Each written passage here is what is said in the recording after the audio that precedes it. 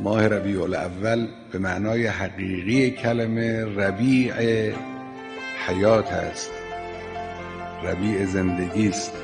زیرا در این ماه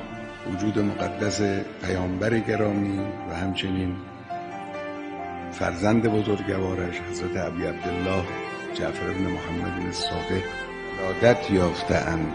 و ولادت پیغمبر سرآغاز